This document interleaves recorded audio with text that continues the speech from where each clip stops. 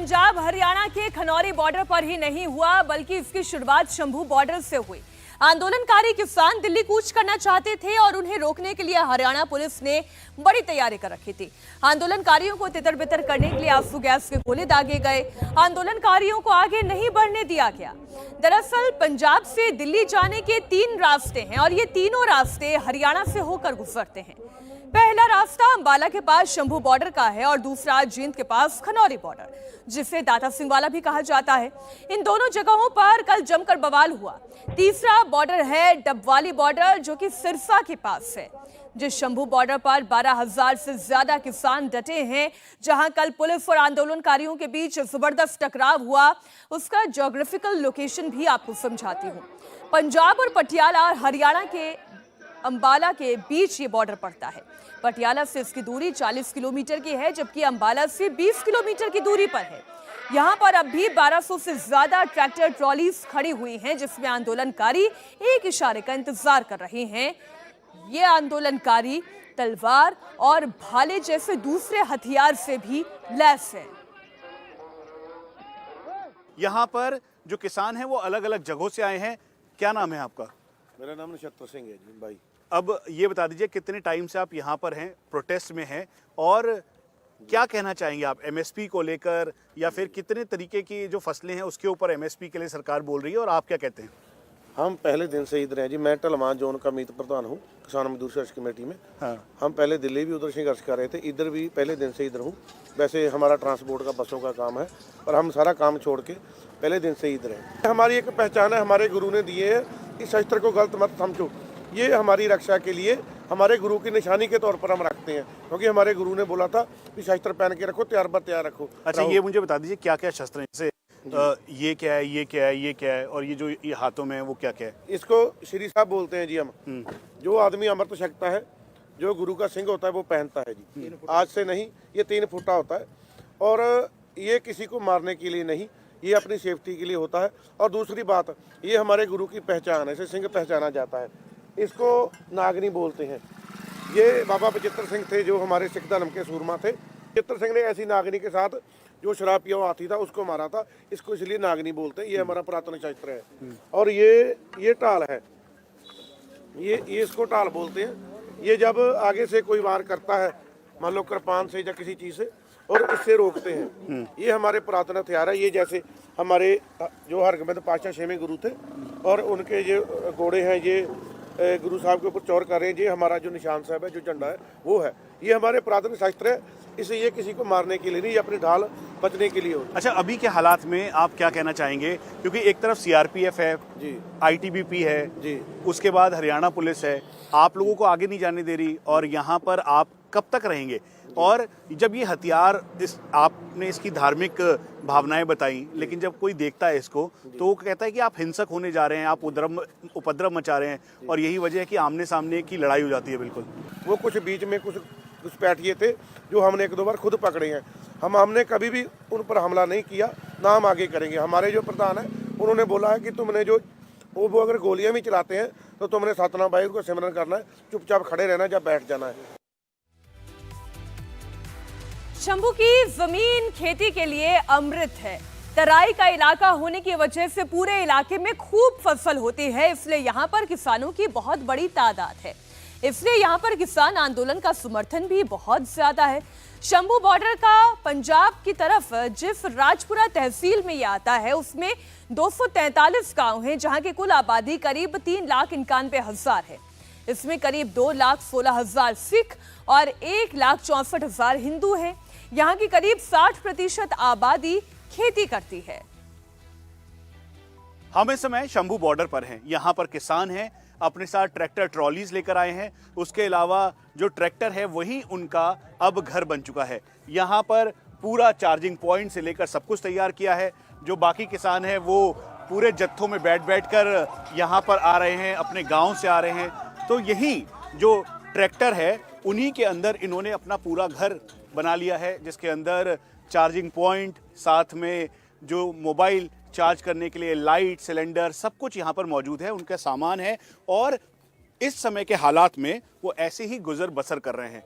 एक दो किसान नहीं बल्कि यहाँ पर करीबन हजारों की संख्या में किसान मौजूद हैं और इनकी संख्या ट्रैक्टर्स के साथ साथ और बढ़ती जा रही है, क्योंकि इस समय डेडलॉक की स्थिति है। सरकार कह रही है कि 5 पर एमएसपी है, उसके अलावा जो बाकी ये 23 की मांग कर रहे हैं वो कितनी उचित है और अनुचित है, उसके लिए इस समय बातचीत की जा रही है।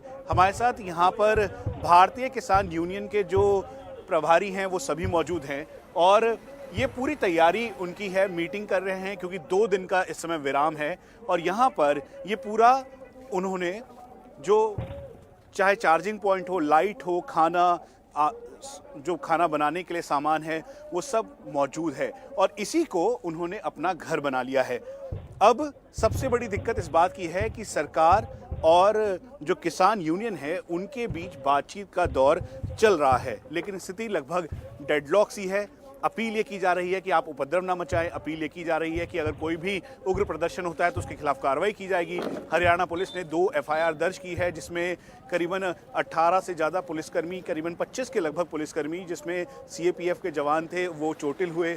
और वहीं दूसरी तरफ जो किसान हैं वो ये कह रहे हैं कि उनके जो यहाँ पे प्रदर्शन कर रहे थे शांतिपूर्ण तरीके से, उनको काफ़ी चोट लगी है, इसीलिए उनका इलाज हॉस्पिटल पर चल रहा है। हरियाणा बॉर्डर पर किसानों को रोकने के लिए सरकार ने बड़ी तैयारी कर रखी है। शंभू बॉर्डर पर पुलिस के साथ पैरामिलिट्री के जवान तैनात हैं। पुलिस को आदेश दिया गया है कि वो गोली का इस्तेमाल नहीं करेंगे, लेकिन इसके अलावा जितने भी विकल्प हैं उसका इस्तेमाल करने की छूट है। सूत्रों का कहना है कि शंभू बॉर्डर पर अभी 12,000 से ज्यादा किसान और 1200 से ज्यादा ट्रैक्टर ट्रॉलीज हैं। सूत्रों का यह भी कहना है कि शंभू बॉर्डर पर पुलिस ने ऐसे इंतजाम किए हैं कि अगर आंदोलनकारियों की संख्या 25,000 भी रहेगी तो उन्हें आगे नहीं बढ़ने दिया जाएगा। साथ ही दूसरा प्लान यह है कि अगर किसानों की संख्या 1 लाख तक पहुंचती है तो भी उसके लिए सरकार को रोड मैप तैयार करके रखा गया है। किसान संगठन अब इसमें पंजाब और हरियाणा की संप्रभुता की बात करने लगे हैं। उनका कहना यह है कि हरियाणा पुलिस ने पंजाब की टेरिटरी में आकर एक्शन क्यों किया। अगले आने वाले 2 दिन, एक अज दा ते एक कल दा दिन, ਅਸੀਂ ਇਹ ਲਾਉਣੇ ਆ ਆਪਦੇ ਜਿਹੜੇ ਸਾਡੇ ਬੰਦੇ ਜ਼ਖਮੀ ਹੋਏ ਆ ਵੱਡੀ ਗਿਣਤੀ ਵਿੱਚ। ਸਾਡੇ 78 ਬੰਦੇ ਖਨੌਰੀ ਜ਼ਖਮੀ ਹੋਏ ਆ, 11 ਸਾਡੇ ਬੰਦੇ ਇੱਥੇ ਜ਼ਖਮੀ ਹੋ ਗਏ ਆ। ਖਨੌਰੀ ਵਾਲੇ ਪਟਿਆਲੇ ਦਾਖਲ ਆ, ਇੱਥੋਂ ਵਾਲੇ ਆਪਣੇ ਰਾਜਪੁਰੇ ਦਾਖਲ ਆ। ਵੀ ਇਹ 2 ਦਿਨ ਤੇ ਜਿਹੜਾ ਸਾਡਾ ਸ਼ਹੀਦ ਹੋਇਆ ਸਾਥੀ ਆ, ਅਸੀਂ ਇਹ 2 ਦਿਨ ਉਹਨਾਂ ਦੀ ਸਾਂਭ ਸੰਭਾਲ ਕਰਨੀ ਆ, ਉਹਨਾਂ ਦੇ ਪਰਿਵਾਰਾਂ ਨੂੰ ਮਿਲਣਾ ਵਾ, ਸ਼ਹੀਦ ਦੇ ਪਰਿਵਾਰ ਨੂੰ ਮਿਲਣਾ ਵਾ। ਸੋ 2 ਦਿਨ ਵਾਸਤੇ ਅਸੀਂ ਮੋਰਚਾ ਇੱਥੇ ਹੀ ਸਟੇ ਕੀਤਾ ਹੋਇਆ ਵਾ। ਇਹ ਕੋਈ ਅਗਲੀ ਕਾਲ 2 ਦਿਨਾਂ ਦੇ ਬਾਅਦ ਹੀ ਦਿੱਤੀ ਜਾਊਗੀ। ਇਸ ਤੋਂ ਬਿਨਾ ਸਰਕਾਰ ਨੇ ਜਿਹੜੀ ਕੱਲ ਕੀਤੀ ਆ ਉਹ ਤੁਸੀਂ ਸਾਰਿਆਂ ਨੇ ਦੇਖੀ ਆ। ਅਸਲ ਵਿੱਚ ਜਦੋਂ ਕੋਈ 2 ਦੁਸ਼ਮਣ ਦੇਸ਼ ਭਿੜਦੇ ਆ ਜਾਂ ਦੁਸ਼ਮਣ ਦੀਆਂ ਫੌਜਾਂ ਹੋਣ, ਉਦੋਂ ਸਿੱਧੀਆਂ ਗੋਲੀਆਂ ਮਾਰੀਆਂ ਜਾਂਦੀਆਂ ਵਾ, ਉਦੋਂ ਪੱਕੀਆਂ ਰਫਲਾਂ ਦੇ ਫਾਇਰ ਕੀਤੇ ਜਾਂਦੇ ਆ। ਪਰ ਸਰਕਾਰ ਨੇ ਕੱਲ ਜਿਹੜਾ ਉੱਥੇ ਮੁੰਡਾ ਸ਼ਹੀਦ ਹੋਇਆ ਉਹਦੇ ਗਿੱਚੀ 'ਚ ਗੋਲੀ ਵੱਜੀ ਆ, ਬਿਲਕੁਲ ਪੂਰਾ ਦੁਸ਼ਮਣਾਂ ਵਾਂਗੂ ਕਿਸਾਨਾਂ ਨੂੰ ਲਿਆ ਜਿਵੇਂ ਕਿਸੇ ਬਾਹਰੀ ਦੇਸ਼ ਦੇ ਹੋਣ। ਸਿੱਧੀਆਂ ਗੋਲੀਆਂ ਮਾਰੀਆਂ ਗਈਆਂ, ਸਾਡੇ ਟਰੈਕਟਰ ਤੋੜੇ ਗਏ, ਗੱਡੀਆਂ ਤੋੜੀਆਂ ਗਈਆਂ, ਟਰੈਕਟਰਾਂ ਦੀਆਂ ਟੈਂਚੀਆਂ ਦੇ ਵਿੱਚ ਕੈਮੀਕਲ ਪਾਏ ਗਏ, ਉਹਨਾਂ ਦਾ ਸਾਰਾ ਜਿਹੜਾ ਤੇਲ ਆ ਉਹ ਡੋਲਿਆ ਗਿਆ। ਸੋ ਸਰਕਾਰ ਨੇ ਬਹੁਤ ਹੀ ਬਰਬਰਤਾਪੂਰਨ कार्रवाई ਜਿਹੜੀ ਆ ਇਹ ਕੱਲ ਕੀਤੀ। तो आपने किसानों को सुन लिया और पिछले 10 दिनों से किसान लगातार अपनी मांगों को लेकर बॉर्डर पर डटे हुए हैं। वो स्वामीनाथन आयोग की रिपोर्ट के मुताबिक एमएसपी की मांग को लेकर आंदोलन कर रहे हैं। वो अपनी मांगों को मनवाने के लिए दिल्ली कूच करना चाहते हैं। यानी कि एक तरफ जहां बॉर्डर पर किसान हैं तो वहीं दूसरी तरफ प्रधानमंत्री मोदी किसानों के साथ संवाद भी कर रहे हैं। मोदी ने आज गुजरात में 1.25 लाख किसानों के साथ संवाद किया और बताया कि उनकी सरकार ने किसानों के लिए कितना काम किया। साथियों, हमारी सरकार का जोर अन्नदाता को ऊर्जादाता बनाने के साथ ही उर्वरक दाता बनाने पर भी है। हम किसानों को सोलर पंप दे रहे हैं, खेत की मेड़ पर ही छोटे छोटे सोलर प्लांट लगाने के लिए मदद दे रहे हैं। इसके अलावा गोवर्धन योजना के तहत पशुपालकों से गोबर भी खरीदने की व्यवस्था बनाई जा रही है। गोबर से जो हमारे डेयरी प्लांट हैं वहां बिजली पैदा की जा रही है। बदले में जो जैविक खाद बनती है वो वापस किसानों को बहुत कम कीमत में उपलब्ध हो रही है। इससे किसान और पशु दोनों को तो लाभ होगा ही, खेत की मिट्टी के स्वाद का भी बेहतर लाभ होगा। देश के 2 लाख से अधिक गांव में सहकारी समितियों का निर्माण किया जा रहा है। खेती हो, पशुपालन हो, मछली पालन हो, इन सभी सेक्टर्स में ये समितियां बनाई जा रही है। देश में 10,000 किसान उत्पाद संघ यानी एफपीओ बनाए जा रहे हैं, जिनमें से लगभग 8,000 बन भी चुके हैं। ये छोटे किसानों के बड़े संगठन है। ये छोटे किसान को उत्पाद के साथ साथ कृषि उद्यमी और निर्यातक बनाने का मिशन है। अब प्रधानमंत्री मोदी का ये मैसेज इस वक्त शंभू बॉर्डर पर बैठे हुए, खनौरी बॉर्डर पर बैठे हुए कितने किसानों तक पहुंच पाता है या नहीं, वो तो देखना होगा। लेकिन हाँ, किसानों के मुद्दे पर सियासत जमकर हो रही है। हरियाणा बॉर्डर पर किसानों पर जो एक्शन हुआ, उससे महाराष्ट्र की उद्धव ठाकरे की पार्टी केंद्र सरकार पर बिफर पड़ी और इसकी तुलना जलियांवाला बाग से कर दी। एक जनरल डायर थे, अब जनरल कायर है। एक जनरल डायर ने जालियनवाला बाग में जिस तरह से हत्याकांड किया था, उसमें भी किसान थे। वो ब्रिटिशों का जमाने का जनरल डायर था। अब ये भाजपा के जमाने में जनरल कायर है। वो अपनी कायरता से किसानों की हत्या कर रहा है, डर रहा है किसानों को, हमारी देश के राजधानी में आने से रोक रहा है। ये कायरता है, इसलिए मैं उनको जनरल कायर बोलता हूँ।